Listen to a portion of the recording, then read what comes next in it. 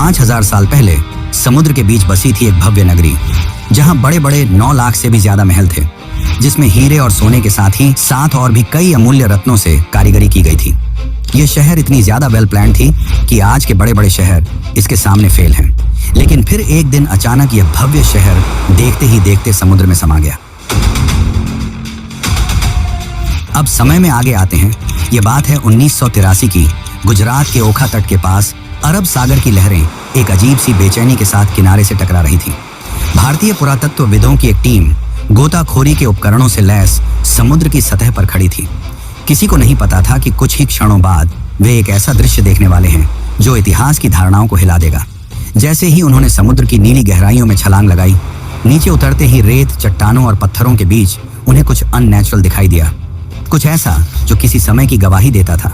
उनका शरीर थम गया, सांसें रुक गईं और आंखों के सामने जो दृश्य था उसने इस सवाल को जन्म दिया, क्या ये वही नगरी है जिसका जिक्र हजारों साल पुरानी किताबों में हुआ है? क्या सचमुच समुद्र की गहराइयों में एक पूरा शहर दफन है? उनके सामने जो दृश्य था उसे देखकर वे दंग रह गए। बड़ी बड़ी चट्टानें, ऊंची ऊंची दीवारें जिनमें भव्य कारीगरी की गई थी, मानो पानी के अंदर पूरा शहर बसा हो। यह कुछ और नहीं बल्कि यह थी श्री कृष्ण की डूबी हुई नगरी द्वारका। दोस्तों, बहुत पहले से ही महाभारत और रामायण जैसे दिव्य ग्रंथों को मिथ यानी कि किस्से और कहानियों की तरह बताया जाता है, और उन्हीं एक किस्से कहानियों में लिखी थी इस भव्य नगरी द्वारका के बारे में, और इसे भी बहुत समय से काल्पनिक कहानी की तरह ही बताया गया। लेकिन जब 1983 में डॉक्टर SR राव और उनकी टीम ने इस नगरी को खोज निकाला, तो इसने उन लोगों को सोचने पर मजबूर कर दिया जो इसे सिर्फ मिथ मानते थे। डॉक्टर SR राव ने डिटेल्ड आर्कियोलॉजिकल सर्वे और रिसर्च के बाद यह कंफर्म किया कि यह वही द्वारका नगरी है जिसका वर्णन महाभारत और हरिवंश पुराण में मिलता है। तो आखिर ऐसा क्या हुआ कि द्वारका जैसी समृद्ध शहर एक ही झटके में पानी के अंदर समा गई? और रिसर्च के दौरान डॉक्टर राव और अन्य आर्कियोलॉजिस्ट को ऐसा क्या मिला जिसने उन्हें चौंका के रख दिया?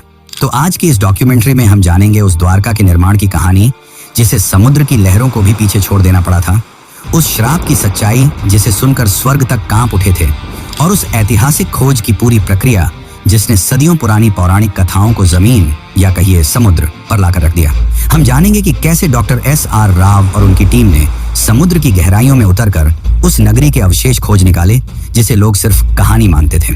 हम यह भी देखेंगे कि कैसे आधुनिक काल में वैज्ञानिकों ने समुद्री तल में हजारों साल पुरानी दीवारें, स्तंभ, लंगर और कलाकृतियां खोजी जिनकी तारीखें महाभारत युद्ध से मेल खाती हैं। तो चलिए इस रोमांचक सफर की शुरुआत करते हैं, जहां पुराण, पुरातत्व और विज्ञान मिलकर उस नगरी की कहानी सुनाएंगे जो हजारों साल पहले स्वर्णिम थी, फिर श्रापित हुई और अंत में लहरों में समा गई। लेकिन उससे पहले अगर आपको वीडियो अच्छी लग रही है तो इसे लाइक करके कमेंट में हरे कृष्णा जरूर लिखें।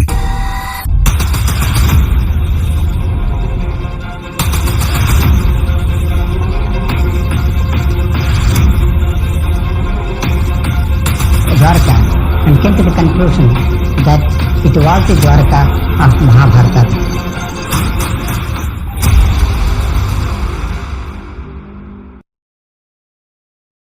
बहुत समय पहले जब मथुरा में कंस का आतंक अपनी चरम पर था, तब श्री कृष्ण ने कंस का वध कर नगरवासियों को उसके अत्याचार से मुक्त किया, जिसके बाद श्री कृष्ण मथुरा में ही बस गए। लेकिन कंस की मृत्यु से क्रोधित होकर कंस के ससुर जरासंध ने मथुरा पर लगभग 17 बार हमले किए। हालांकि इन हमलों में जीत श्री कृष्ण की ही हुई, पर बार बार इन हमलों से परेशान होकर श्री कृष्ण ने मथुरा छोड़कर चले जाना ही उचित समझा, और इस निर्णय ने उन्हें प्रेरित किया एक असाधारण नगरी के निर्माण करने का, जो थी द्वारका। श्री कृष्ण समुद्र तट पर गए और समुद्र देव से प्रार्थना की, हे वरुण देव, मुझे मेरी प्रजा के लिए शांति और सुरक्षा चाहिए। मुझे अपनी गोद से एक टुकड़ा भूमि दो जहां मैं एक नई नगरी बसाऊं। वरुण देव मुस्कुराए और उन्होंने श्री कृष्ण को समुद्र के बीच 12 योजन यानी कि लगभग 153.6 किलोमीटर भूमि दान में दी, जिसके बाद गॉड ऑफ आर्किटेक्ट यानी कि भगवान विश्वकर्मा को इस नगरी के भव्य निर्माण का कार्य सौंपा गया। अंततः उन्होंने इस भव्य नगरी का निर्माण संपन्न किया। महलों की ऊंचाई जैसे आकाश को छू रही थी, दीवारें सोने की थीं, फर्श चांदी के। नगर के चारों ओर विशाल द्वार थे, इसीलिए इस नगरी का नाम पड़ा द्वारका यानी द्वारों का नगर। हवाओं में सुगंधित फूलों की खुशबू थी, गलियों में मोर नाचते थे, और बीचों बीच बना श्री कृष्ण का महल तो ऐसा प्रतीत होता था मानो स्वर्ग पृथ्वी पर उतर आया हो। नगर की सड़कों को इस तरह से बनाया गया था कि वे सीधे बंदरगाह तक पहुंचती थीं। समुद्र से व्यापार के लिए विशेष गोदियां बनाई गईं, जहां जहाज आसानी से आ जा सकें। शहर में जल आपूर्ति के लिए सिंचाई प्रणाली थी, जो उस काल में अत्यंत दुर्लभ मानी जाती थी। स्वच्छ जल के तालाब, हरे भरे बाग और सजे हुए बाजार इस नगरी को न केवल सुंदर बल्कि पूरी तरह आत्मनिर्भर बनाते थे। भागवत पुराण के अनुसार द्वारका में कुल 900 से अधिक भव्य महल थे, जो चंद्रकांत, हीरा, मणि और सोने से बने थे। श्री कृष्ण ने स्वयं उन महलों को अपने प्रियजनों के लिए बनवाया था। बलराम, रुक्मिणी, सत्यभामा, जाम्बवती और अन्य रानियों के लिए अलग अलग राजमहल। ये महल न सिर्फ वास्तुकला का चमत्कार थे, बल्कि अध्यात्म और भक्ति का प्रतीक भी। लेकिन यह अंत नहीं था। अब शुरू होने वाला है वो अध्याय जिसने द्वारका को कालातीत बना दिया। एक ऐसा नगर जिसे स्वयं भगवान ने बसाया, देवताओं ने सजाया और समय ने इतिहास में दर्ज कर दिया। लेकिन जहां निर्माण होता है, वहीं विनाश भी इंतजार करता है। द्वारका की यह स्वर्ण गाथा आगे चलकर एक ऐसे श्राप की छाया में डूबेगी जिसकी कल्पना तक किसी ने न की थी। महाभारत का युद्ध समाप्त हो चुका था। धूल में लथपथ योद्धाओं के शव, बिखरे हुए अस्त्र शस्त्र और खून से लाल धरती, कौरवों का विनाश हो चुका था। अपने पुत्रों की यह दशा देखकर गांधारी काफी क्रोधित हो गई। उनका मानना था कि यदि श्री कृष्ण चाहते तो यह युद्ध होता ही नहीं, परंतु उन्होंने ऐसा नहीं किया, जिससे क्रोधित होकर गांधारी ने श्री कृष्ण को श्राप दिया कि जिस प्रकार मेरे वंश का विनाश हुआ है, ठीक उसी प्रकार तुम्हारे भी वंश का विनाश हो जाएगा। इस श्राप ने यदुवंश के विनाश की नींव रख दी। लेकिन एक और कारण है जिसके चलते द्वारका का विनाश हुआ। दरअसल एक समय की बात है, द्वारका के पास एक स्थल जिसका नाम पिंडारक था, वहां एक दिन प्रमुख ऋषिगण पधारे। इनमें विश्वामित्र, वशिष्ठ, नारद, कण्व, दुर्वासा जैसे महान ऋषि मुनि उपस्थित थे। उन ऋषियों को देख श्री कृष्ण के पुत्र सांब और उसके कुछ मित्रों ने मिलकर शरारत करने की सोची। सांब ने एक गर्भवती स्त्री का रूप धारण कर लिया और उन ऋषियों के पास पहुंचे, इस बात से अनजान कि वे ऋषि कोई साधारण साधु संत नहीं बल्कि त्रिकालदर्शी थे, जिन्हें सब कुछ मालूम था। सांब और उसके मित्र उनके निकट गए और उनकी तपस्या भंग कर ऋषियों से अपने होने वाले बच्चे के बारे में पूछने लगे। अपना इस तरह अपमान होता देख मुनिगण गुस्सा हो गए और उन्होंने सांब को यह श्राप दिया कि तुम एक लोहे के मुशल को जन्म दोगे, जो यदुवंश के विनाश का कारण बनेगी। सांब और उनके साथी भयभीत हो उठे। उन्होंने माफी मांगी, पर अब कुछ नहीं हो सकता था। कुछ दिनों बाद वही हुआ जो भविष्यवाणी की गई थी। जब सांब सुबह उठा तो उसके कपड़ों में एक भारी भरकम मुशल मिला। यह दृश्य देख यदुवंशी चिंतित हो उठे और जब यह बात श्री कृष्ण के नाना राजा उग्रसेन को पता चली तो उन्होंने मुशल के छोटे छोटे टुकड़े कर समुद्र में फेंकने का आदेश दिया। और जैसे ही यह टुकड़े समुद्र में फेंके गए, एक विशाल मछली ने वह टुकड़े खा लिए। कुछ समय बाद जब कुछ मछुआरों ने उस मछली को पकड़ा और जब उसे काटा गया तो उसके पेट से लोहे के टुकड़े निकले। उन मछुआरों ने वह टुकड़े एक जरा नामक शिकारी को बेच दिए। अब वह शिकारी इन टुकड़ों से अपनी तीर बना रहा था और दूसरी ओर द्वारका में स्थिति धीरे धीरे खराब होने लगी थी। गांधारी के श्राप का असर दिखाई देने लगा था। जैसे जैसे समय बीतता गया, यदुवंश के लोगों में अहंकार बढ़ता गया। भोग विलास, मदिरा और दुराचार ने धर्म और मर्यादा का स्थान ले लिया था। नैतिकता समाप्त हो चुकी थी। फिर एक दिन, जिसे आज भी प्रभास त्रिकाल के नाम से जाना जाता है, यदुवंश के वीरों ने समुद्र किनारे एक उत्सव आयोजित किया। शराब, घमंड और गाली गलौच ने मिलकर उस उत्सव को युद्ध भूमि में बदल दिया। वे आपस में ही लड़ने लगे। जिन हथियारों से उन्होंने युद्ध जीते थे, उन्हीं से वे एक दूसरे को मारने लगे। श्री कृष्ण समझ चुके थे कि अब विनाश निकट है, जिसके पश्चात वे वन की ओर चल पड़े और वहां एक वृक्ष के नीचे विश्राम करने लगे। तभी वहां वह शिकारी पहुंचा जिसने उस मुशल के टुकड़े से तीर बनाए थे। उस शिकारी ने श्री कृष्ण को हिरण समझकर उन पर तीर चला दी और जैसे ही तीर श्री कृष्ण के पैरों में लगी, उन्होंने यह लोक त्याग दिया और उनके मृत्यु के साथ ही पूरी द्वारका नगरी पानी में समा गई। इस प्रकार द्वारका का वह वैभवशाली अध्याय समाप्त हुआ। वह नगर जिसे स्वयं भगवान ने बसाया था, जिसने एक युग देखा था, अब रह गया केवल शास्त्रों के पन्नों में और समुद्र की खामोशी में छिपी एक अमर स्मृति के रूप में। लेकिन क्या यह अंत है? क्या हुआ श्री कृष्ण के मृत्यु के पश्चात और क्यों श्री कृष्ण आज भी जिंदा है?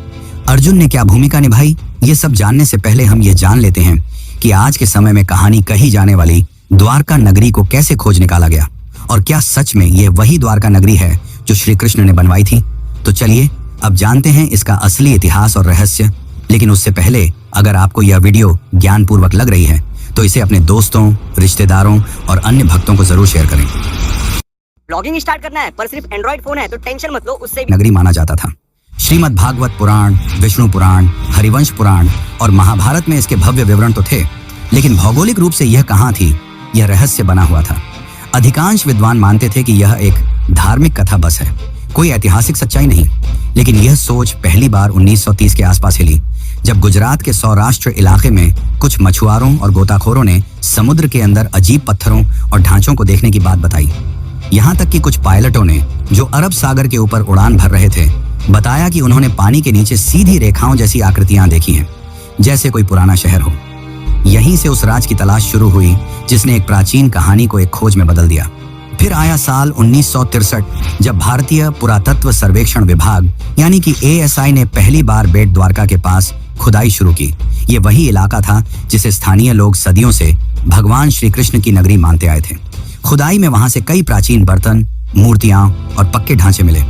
इससे ये तो साबित हो गया कि यह जगह काफी पुरानी है, लेकिन इससे द्वारका की असली पहचान अभी भी पूरी तरह साफ नहीं हुई थी। इसके कुछ साल बाद 1970 के दशक में एक और बड़ा सुराग मिला। जामनगर के सरकारी रिकॉर्ड में एक प्राचीन ताम्रपत्र का जिक्र था, जो करीब 6वीं शताब्दी का बताया गया। यह ताम्रपत्र सिंध दत्य नाम के राजा से जुड़ा था और उसमें साफ साफ लिखा था कि यहाँ भगवान श्री कृष्ण निवास करते थे। यह ऐसा पहला ऐतिहासिक दस्तावेज था जिसमें धर्म और इतिहास आपस में जुड़ते नजर आए। इससे इतिहासकारों को पहली बार यह लगा कि द्वारका सिर्फ एक कल्पना नहीं, बल्कि शायद एक खोया हुआ सच है। इसके बाद इस खोज को सही दिशा दी SR राव ने। वे ASI के वरिष्ठ अधिकारी थे और भारत के शुरुआती समुद्री पुरातत्वविदों में से एक माने जाते हैं। उन्हें महाभारत और पुराने ग्रंथों की बातों पर भरोसा था। उन्होंने उन विवरणों की तुलना आधुनिक समुद्री नक्शों से की और पाया कि अगर द्वारका सच में कभी बसी थी तो वह गुजरात के पश्चिमी तट पर ही रही होगी। इसी सोच से 1979 में भारत में पहली बार समुद्र के नीचे पुरातात्विक खोज की नींव रखी गई। डॉक्टर राव ने गोवा स्थित नेशनल इंस्टीट्यूट ऑफ ओशनोग्राफी यानी कि NIO की मदद ली और एक नई खोज का अभियान शुरू किया। ये काम आसान नहीं था। न तो उस दौर में भारत के पास अच्छे उपकरण थे, न ही आधुनिक तकनीक। फिर भी उन्होंने स्थानीय मछुआरों, गोताखोरों, पुरानी नावों और शुरुआती सोनार तकनीक की मदद से समुद्र के अंदर छिपे राज को ढूंढना शुरू किया। और इसी दौरान समुद्र की सतह के नीचे उन्हें कुछ ऐसे ढांचे दिखाई देने लगे जो किसी भी नजरिए से प्राकृतिक नहीं लगते थे। वहां पत्थरों की लंबी दीवारें थीं, बड़े बड़े खंभे थे और ऐसे लंगर भी मिले जो साफ बताते थे कि वहां कभी जहाज आते जाते रहे होंगे, यानी ये जगह एक पुराना बंदरगाह रहा होगा। लेकिन ये तो बस शुरुआत थी, असली खुलासे तो अभी बाकी थे। 1979 की खोज ने एक ऐसा दरवाजा खोल दिया था जिसके पीछे छुपी थी एक बहुत पुरानी, लगभग भूली हुई कहानी। अब 1980 का दशक उस कहानी को सच साबित करने की जिद बन चुका था और इस जिद की सबसे बड़ी वजह थे doctor SR Rao. Doctor Rao को महाभारत और पुराणों में लिखी बातों पर पूरा भरोसा था। उन्होंने उन ग्रंथों के नक्शों और विवरणों को पढ़ा, समझा और फिर आधुनिक समुद्री मानचित्रों से मिलाया। उन्हें यकीन था कि श्री कृष्ण की वो नगरी जिसे दुनिया ने बस एक कहानी मान लिया था, वो कहीं ना कहीं अरब सागर के नीचे आज भी मौजूद है। लेकिन उनका ये सफर बिल्कुल भी आसान नहीं था। उस समय भारत में समुद्री खुदाई यानी कि मरीन आर्कियोलॉजी एक बिल्कुल नया क्षेत्र था। न सरकार के पास इस काम के लिए पर्याप्त पैसा था, न वैज्ञानिकों को इस बात पर भरोसा कि समुद्र के नीचे कोई शहर भी हो सकता है। बहुत सारे लोग इस प्रयास को बस धार्मिक सोच का हिस्सा मानते थे। कई लोगों ने डॉक्टर राव से कहा, पौराणिक कथाओं को इतिहास से जोड़ने का क्या फायदा, लेकिन उन्होंने कभी हार नहीं मानी। डॉक्टर राव ने ASI और गोवा के नेशनल इंस्टीट्यूट ऑफ ओशनोग्राफी के साथ मिलकर एक समुद्री अभियान शुरू किया। इंडियन नेवी के गोताखोरों की भी मदद ली गई, लेकिन चुनौती सिर्फ ये नहीं थी कि लोग विश्वास नहीं कर रहे थे। असली मुश्किल थी टेक्नोलॉजी और संसाधनों की कमी। उस समय न तो सोनर जैसी आधुनिक तकनीक थी, न ही पानी के अंदर काम करने वाले रोबोट्स। डाइवर्स को अपने हाथों से समुद्र की सतह को टटोलना पड़ता था। 1980 के दशक में, यानी लगभग 40 साल पहले, समुद्र में जाकर खुदाई करना कोई आसान काम नहीं था। इसके लिए archaeologist, divers, oceanographers, under water photographers, historians, geologist और बहुत से टेक्नीशियनों की जरूरत होती थी।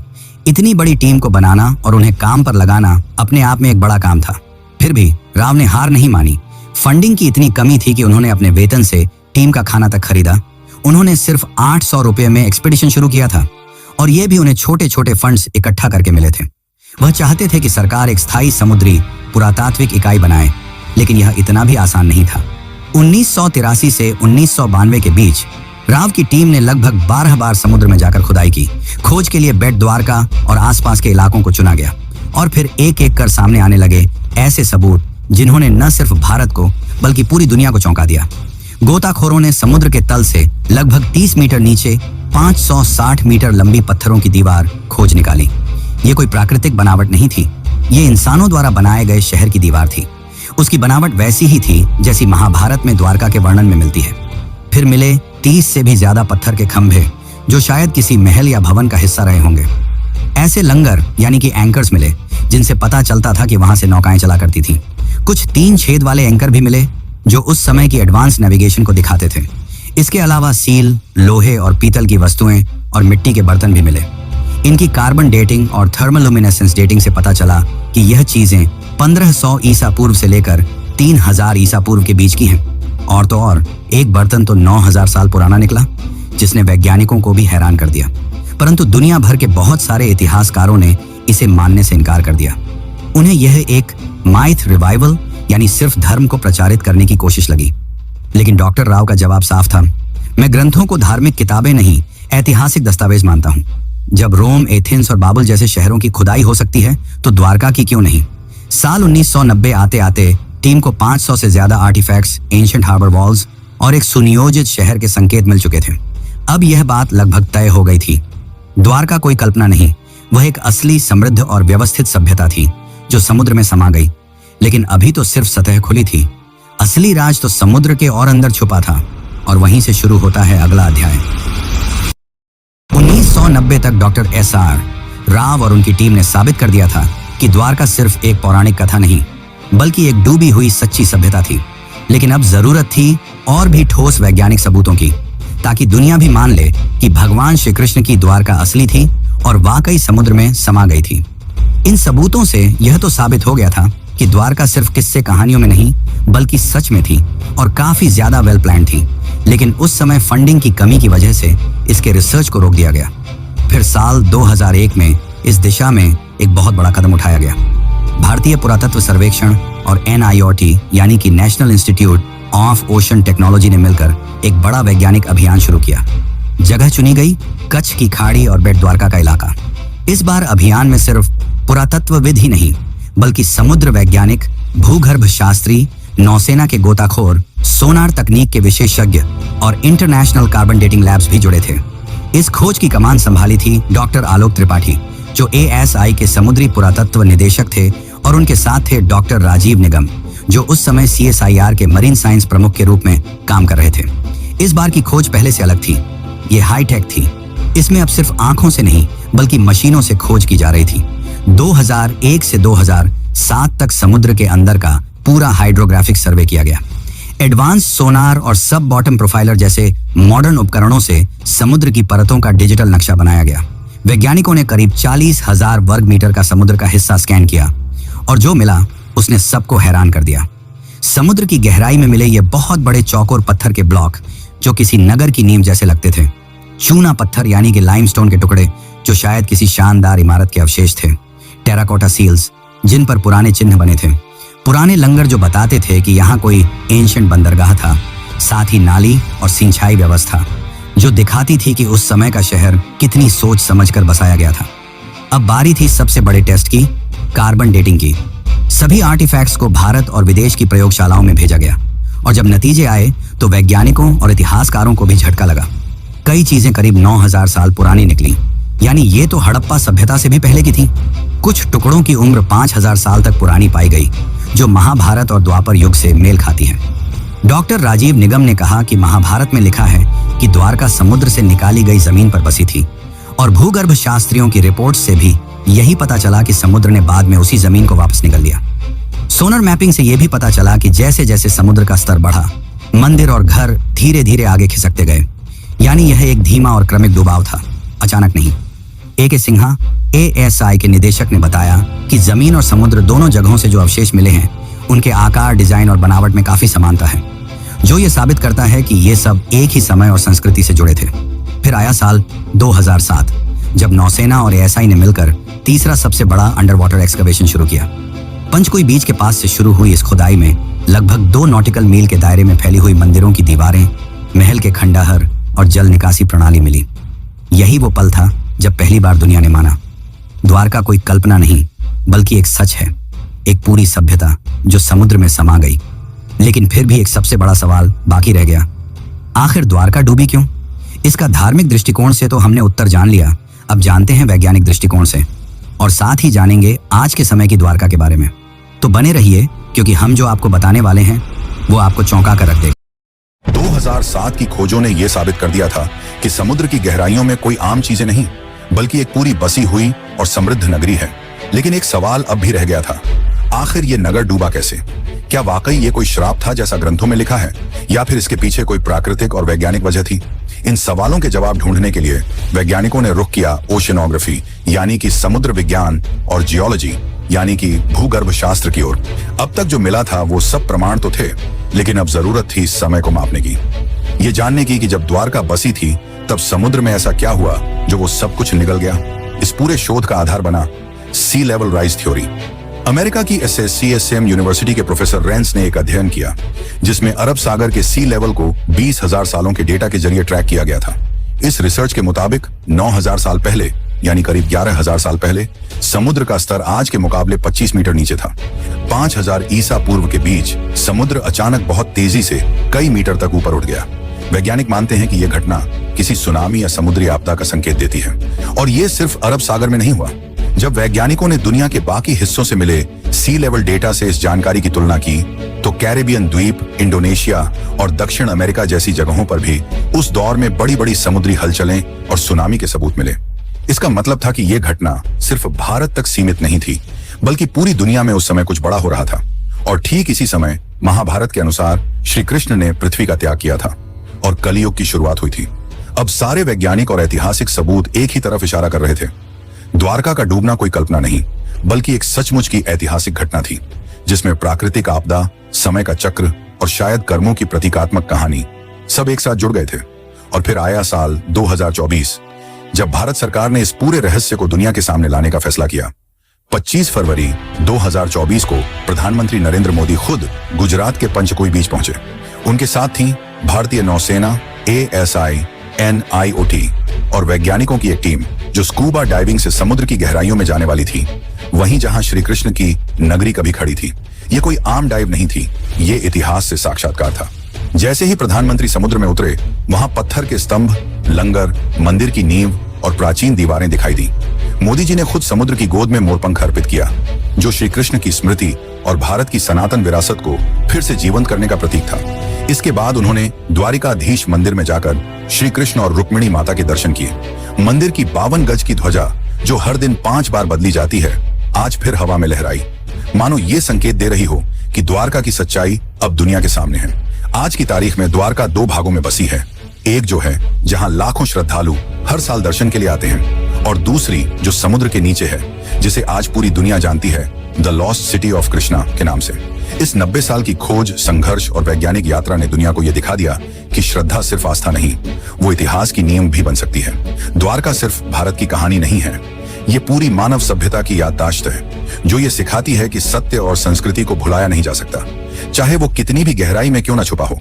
और इसीलिए आज भी द्वारका जिंदा है, कभी मंदिर की घंटियों में, कभी समुद्र की लहरों में, और अब वैज्ञानिक रिपोर्टों में भी।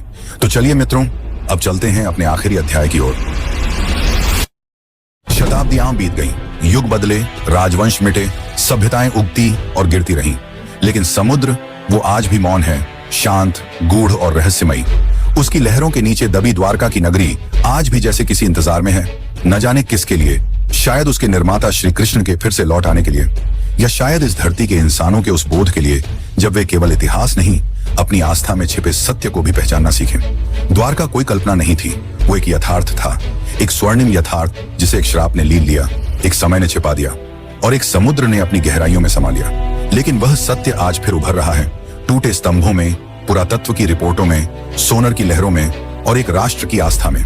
इस पूरी डॉक्यूमेंट्री ने हमें यह सिखाया कि आस्था और विज्ञान 2 विपरीत ध्रुव नहीं है, वे एक ही सत्य की 2 राहें हैं।